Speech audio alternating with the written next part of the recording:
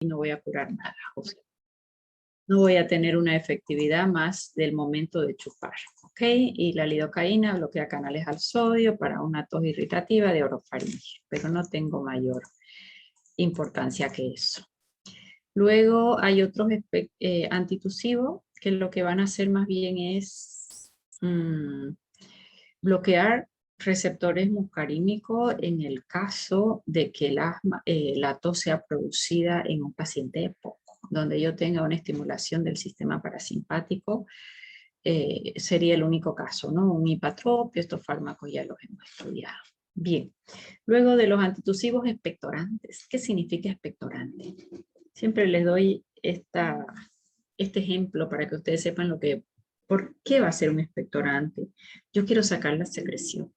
¿Y cómo la voy a sacar? Produciendo tos, pues si no, no tengo otra forma de sacarla. Y muchas veces en los jarabes dice expectorante y antitusivo, son efectos opuestos. El antitusivo me corta el reflejo de la tos y el expectorante va a hacer algo para que yo forme más secreción y la elimine. ¿Cómo la voy a eliminar? Mediante la tos.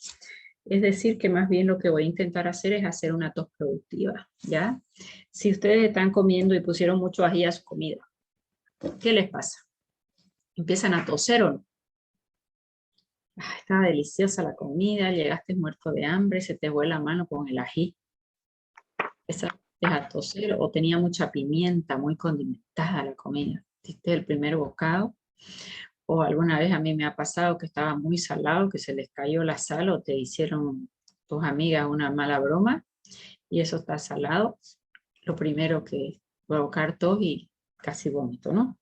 Entonces fíjense ustedes que si yo estimulo la mucosa gástrica, porque era la sustancia irritante, porque era un ají, rápidamente yo voy a tener tos. ¿Por qué? Porque el neumogástrico está inervando mucosa gástrica y también el árbol bronquial.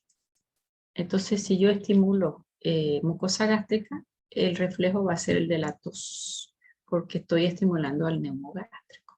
¿Okay?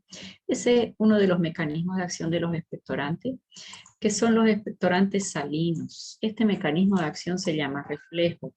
¿Por qué reflejo? Porque yo estoy estimulando mucosa gástrica y reflejamente va a haber tos. ¿Ok? No es una acción directa que yo trabaje sobre el árbol respiratorio, sino que estoy trabajando directamente sobre irritar mucosa gástrica. ¿Quién lo hace?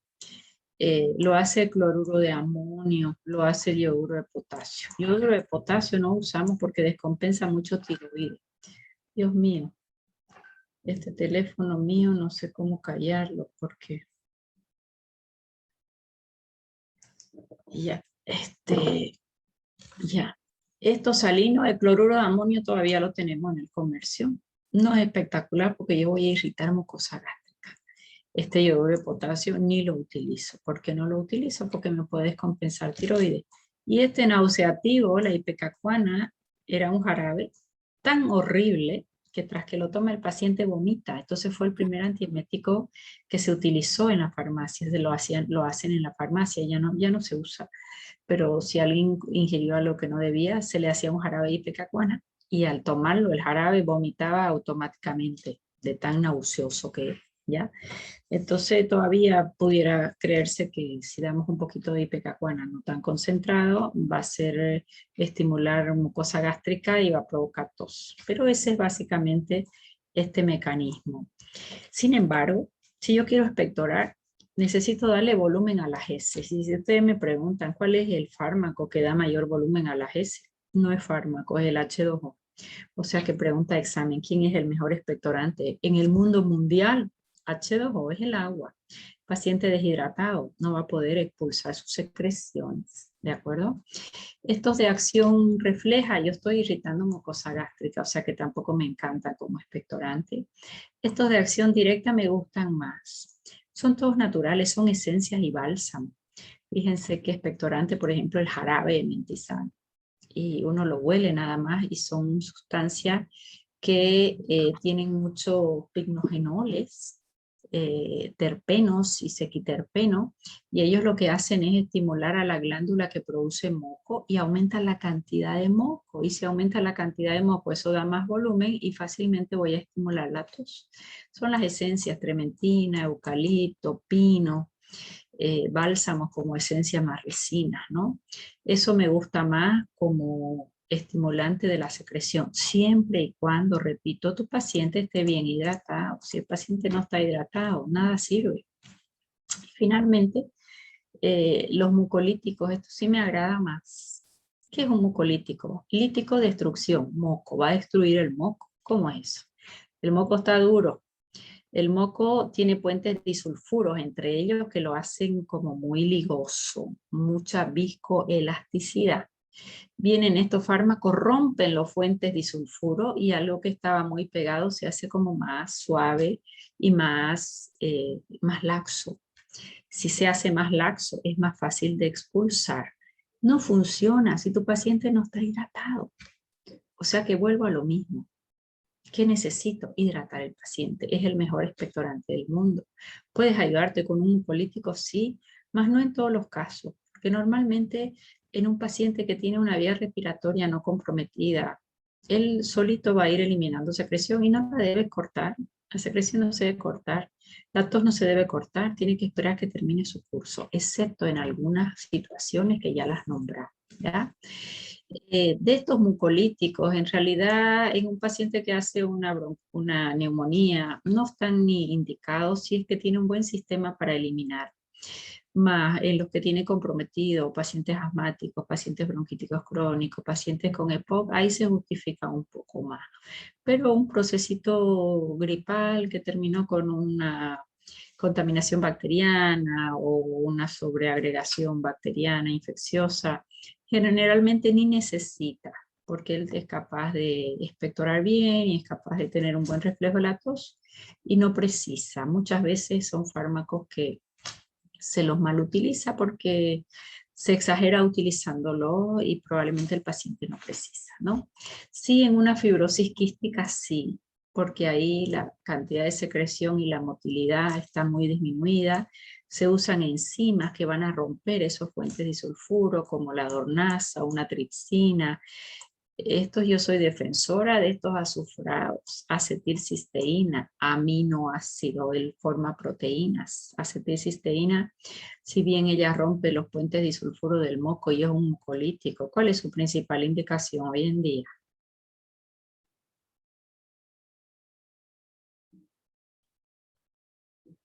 ¿Hay alguien en la clase? Está para llorar. Ya lo avancé. ¿Esto cuál es la principal indicación de la N-acetilcisteína? Para la intoxicación con paracetamol. ¿Por qué? Muy bien. ¿Ah?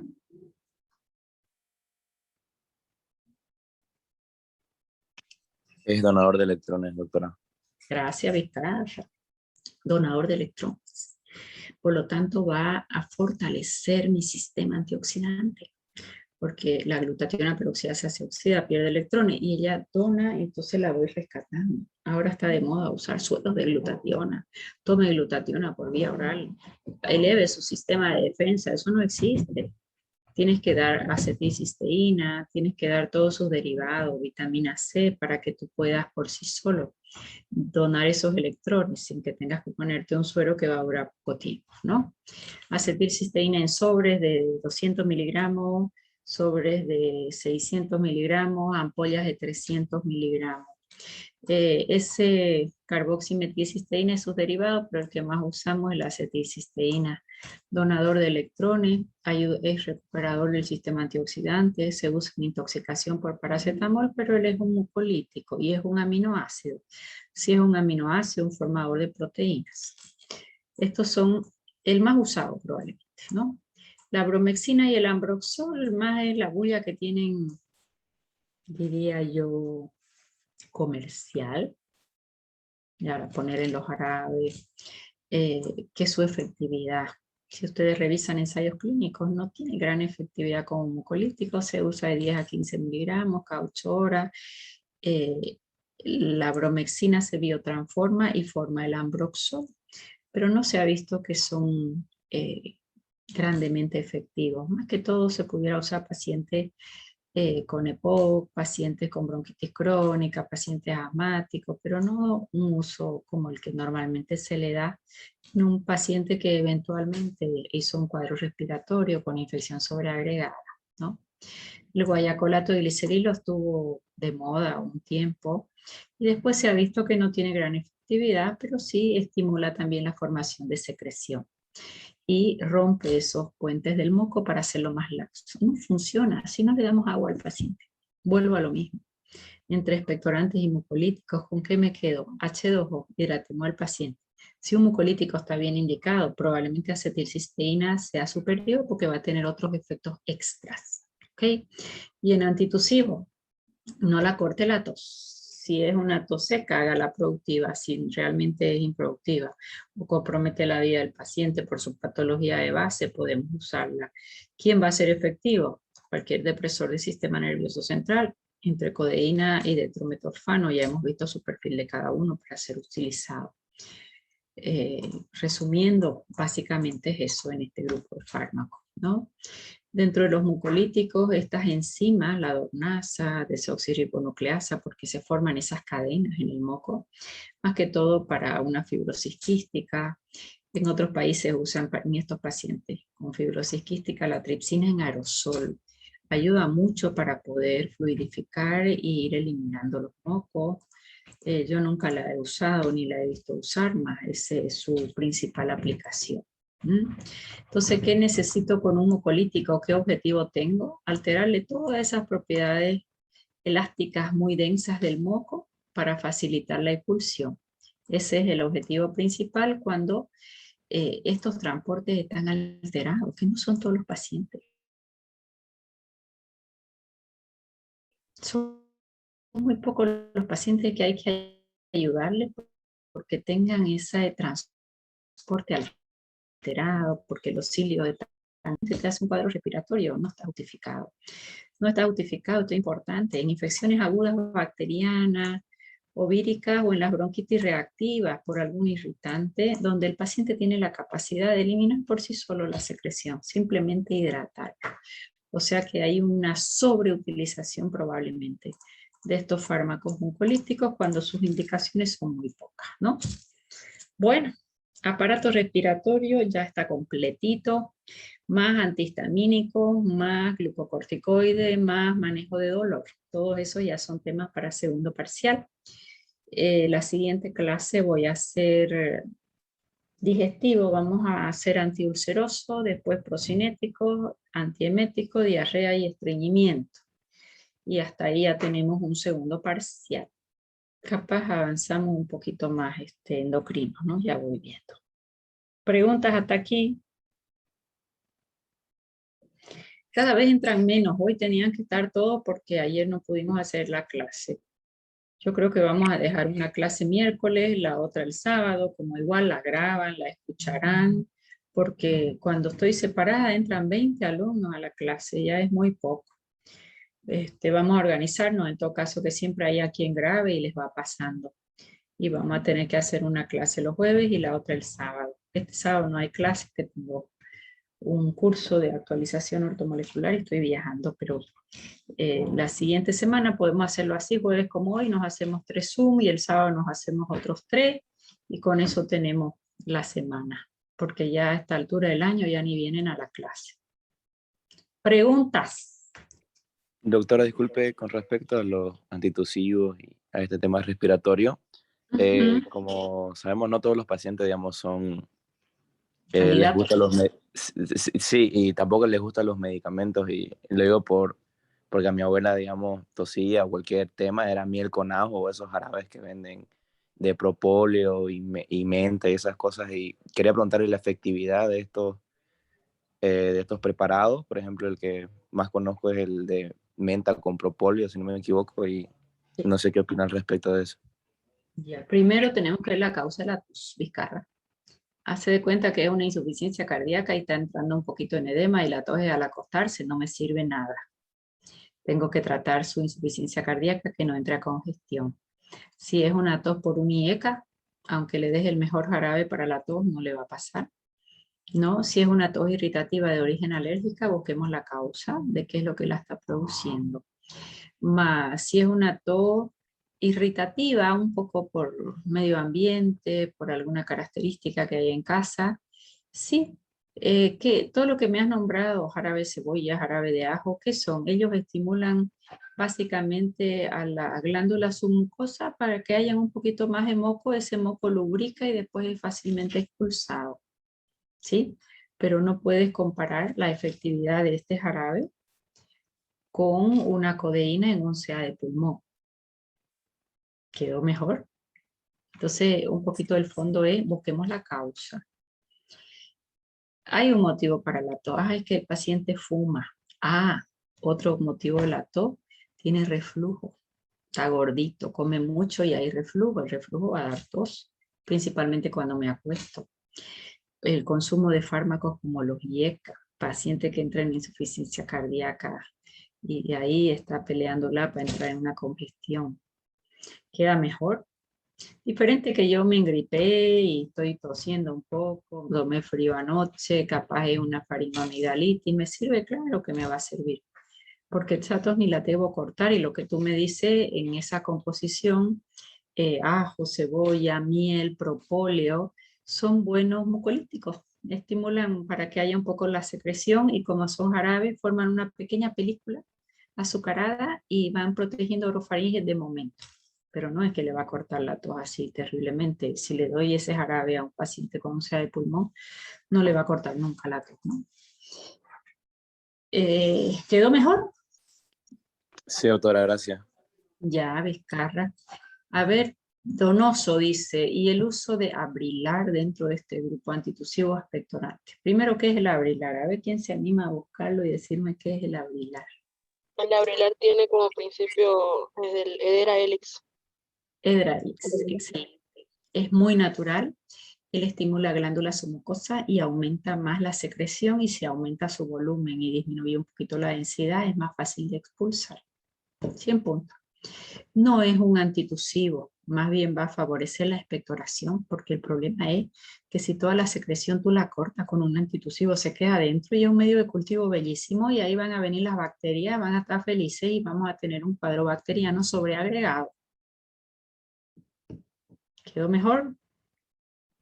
Y doctora, disculpe, ya que mencionamos el Edera helix, hay combinados, bueno, he visto que los otros también combinan con la acetilcisteína en sobre, con los dos juntos, de 600, en tomar uno en la mañana, un sobre.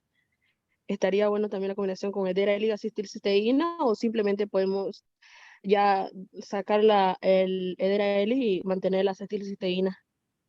Ya, los dos tienen mecanismos diferentes. Uno es expectorante, el otro es mucolítico. No me disgusta la combinación, no sabía que existía. Yo uso o el uno o el otro, generalmente, ¿no? Yo soy más amante de la N-acetilcisteína, porque no deja de ser un aminoácido para formar proteína, no deja de ser un detoxificante hepático, ya, de tu sistema antioxidante, y además mejora el moco, pero con agua. Tiene que estar muy bien hidratado el paciente y a veces le digo, yo ese sobrecito tómelo con un vaso grandote de agua. Ay, doctora, ¿pero tan grande? Sí, porque normalmente no toman líquido los pacientes. Más el Edera helix, que es muy natural, es un buen fitonutriente, la Edera helix. Incluso se le confiere acciones antiinflamatorias, un poquito en vía respiratoria también, ¿no? Pero se pudieran dar juntas, creería yo que sí. Uno es expectorante y el otro es mucolítico. Lo que no hay que dar es un expectorante con un antitusivo. No le puedo dar yo una codeína con una bromexina. Y así vienen los jarabes muchas veces, antitusivo más expectorante, y son efectos opuestos. Donoso preguntó el Abrilar, creo que ya está. Bien, ¿alguien más tiene alguna pregunta? Y disculpe, doctora, Hola, buenos días. como hay también en inyectable, en ampollas, la acetilcisteína, ¿cuánto se debería colocar? 300 miligramos es una dosis usual mucolítica. Si es para una intoxicación por paracetamol, ahí la dosis es alta, 100 miligramos por kilo la primera vez, después vamos dentro en bolo, ¿no? Casi en 15, 30 minutos. Y después a las 4 horas bajamos a 50 miligramos por kilo y después hacemos esa dosis, pero en 24 horas. O sea que según para qué lo vas a usar. Si es un paciente bronquítico crónico, un paciente con EPOC, la ampolla es de 300 miligramos cada 8 horas es una buena indicación. Otros la hacen cada 12 horas. Pero hidratado tu paciente. O a Gracias, veces doctora. cuando están intubados y se llenan de secreciones, hacemos acetilcisteína y mejora la densidad, entonces puede la enfermera aspirar mejor al paciente. Y doctora, una consultita más. Yo cuando he estado, o he visto en recetas médicas que colocan la acetilcisteína con una Dexa de 4 o de 8 miligramos. ¿Y qué opinión te merece? Dime primero, ¿qué objetivo cubriría la una y la otra? Si yo te pregunto, la Dexa, ¿para qué usamos una Dexa? Como antiinflamatorio, analgésico, de los... No es analgésico, ¿no? Perdón, antiinflamatorio. Antiinflamatorio, o sea que probablemente hay un cuadro inflamatorio pulmonar y por eso la eligieron. Siempre debe estar bien puesta ella, ¿no? En COVID, por ejemplo, cuando ya entramos a una fase inflamatoria severa, que tienes una buena neumonía, que hay ferritina alta, tu dímero capaz ya empieza a subirse, usamos la Dexa, claro que sí. Y con mayor razón usamos una acetilcisteína con buen resultado en COVID por el sistema antioxidante, por el uso del paracetamol y por ser mucolítico. Por 3 motivos usas acetilcisteína. Yo no soy amiga de que combinen todo en una jeringa porque tú no sabes el pH del uno y del otro. Intramuscular, si va a hacer la Dexa, coloca en un glúteo y en el otro glúteo coloca en todo caso la acetilcisteína, pero si la vía oral del paciente está habilitada, dale por vía oral. Gracias, doctora. Bien. ¿Más preguntas? Doctora, ¿cuál es el nombre del test de intolerancia alimentaria? Así se llama test de intolerancia. Catedral lo está haciendo ahora. A ver, déjame ver acá. Son 2 diferentes, ¿ya? Hay uno que se llama intolerancia alimenticia tal cual, IgE, o IgG, perdón, IgG.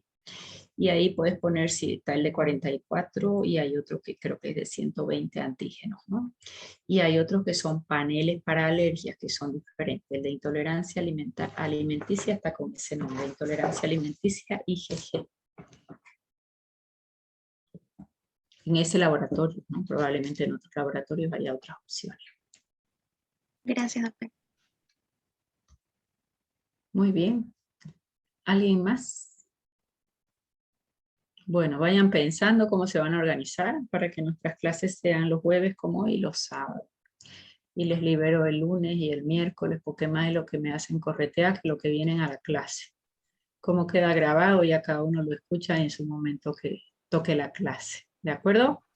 Doctora, los del D igual para jueves. Todos juntos. Todos juntos van a estar jueves de 10 a 1 y los sábados de las 8. Como la clase la graban, la escuchan en su horario, porque cada vez vienen menos. Entonces acabo dando clase para 20, 15 y ni me escuchan mucho. Entonces me es pesado dar la misma clase 2 veces. Cuando es presencial es otro canto, ¿no? Pero acá que queda grabado, lo vamos a hacer así. Doctora, disculpe, los sábados podría empezar a las 9, pasa que algunos estamos con el doctor Coronado y a veces no... No hay a veces... problema. A las 9 mejor me dejan ir al gimnasio y sería muy feliz. Gracias, doctora. Los otros igual tienen hasta la 1, o sea que no les molesta que sea a las 8 o a las 9 la clase. Este sábado no hay clase, es hoy la clase. ¿Ya? Bueno, criaturas mías, terminamos respiratorio. No les pise el tiempo, han visto sus exámenes. La gente que fue ayer a revisar los exámenes han visto que todo lo leo, todo se los corrijo. Toda la gente que fue a revisar, a nadie se le subió ni un punto, porque nos pusimos a conversar y observamos cómo estaba el examen. ¿Ok? Entonces, nada, es un tema completo. Alguien me decía, pero ¿y qué va a preguntar? Muy sencillo, farmacología, clasifique los fármacos, mecanismos, efectos, indicaciones, reacciones adversas, contraindicaciones y ya está. No hay mucha ciencia, ¿ya? tienen ya muchos temas. Tienen broncodilatadores, tienen glucocorticoides, tienen antihistamínicos, hipnoanalgésicos, tienen AINE, profilácticos del asma bronquial, antitusivos, expectorantes y mucolíticos. Ya tienen como 7 temas. Más digestivo y lo que avancemos de endocrino. Para hacer el segundo examen, no se dejen pisar porque la idea es saberlo, y cuando uno lo estudia con tiempo y lo repasa 1000 veces, en la 1000 más una vez lo van a saber bien. ¿Ok? Está bien, doctora. Bueno, les espero próximo jueves. Pasar lunes. Gracias, doctora. Ya, bye, bye. Les dejo conversando entre ustedes para, si quieren hablar algo, le dejo allá la de jefe de